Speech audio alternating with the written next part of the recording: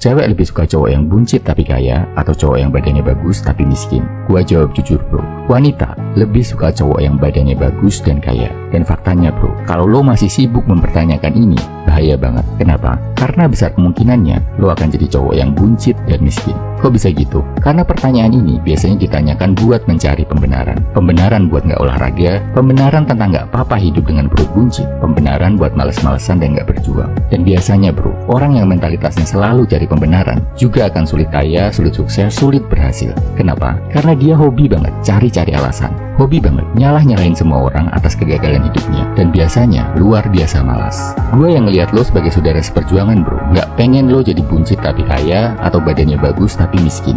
Gue yakin kok, kalau lo disiplin, konsisten, mau belajar dan berusaha, lo bisa jadi cowok yang six pack dan kaya. Minimal gak buncit tapi kaya. Gak perlu six pack, badan tegap, berotot, berat badan ideal itu udah bagus banget. Gue gak pengen lo jadi cowok buncit. Bukan berarti gue fat phobia atau body shaming, tapi ini ada hubungannya sama kesehatan bro.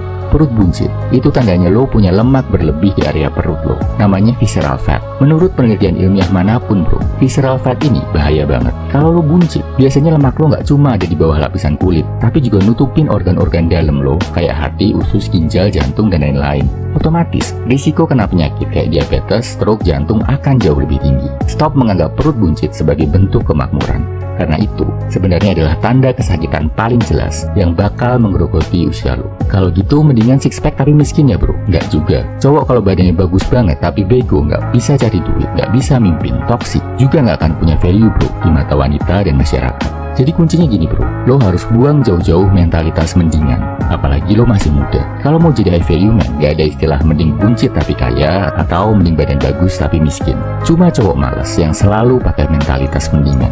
High value man akan mengejar excellence, akan cari cara gimana jadi cowok yang badannya bagus dan kaya. Perjuangan untuk mengejar excellence, untuk jadi cowok yang badannya bagus, keuangan bagus, dan punya karya. Perjuangan ini memang berat bro, karena artinya lo harus cari duit sekaligus jaga kesehatan badan. Lebih berat dari cowok-cowok yang hidup dengan mentalitas mendingan tadi. Lo harus olahraga saat temen lo pada santai-santai.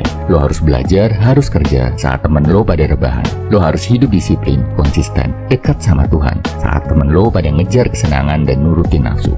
Udah gitu, gak ada yang menjamin perjuangan lo bakal berhasil. Lo mungkin harus mengeringkan air mata, darah, dan keringat lo dalam perjuangan ini. Tapi yakinlah bro, sekalinya lo mencapai titik keberhasilan, posisi lo akan jauh ada di atas pria-pria lemah dan pemalas. Lo bakal hidup jauh lebih bahagia, jauh lebih sukses, dan jauh lebih bermanfaat. Jauh di atas cowok-cowok yang hidup dengan mentalitas mendingan tadi. Lo akan jadi cowok yang gak sekedar bikin dunia jadi penuh, yang gak sekedar jadi beban masyarakat, tapi jadi pria-pria kuat yang jadi bagian dari sejarah mulia umat manusia. Buat lo yang tetap keras kepala mau ikut berjuang, padahal udah tahu beratnya langkah-langkah buat jadi high value man, gua ucapkan welcome to the club bro.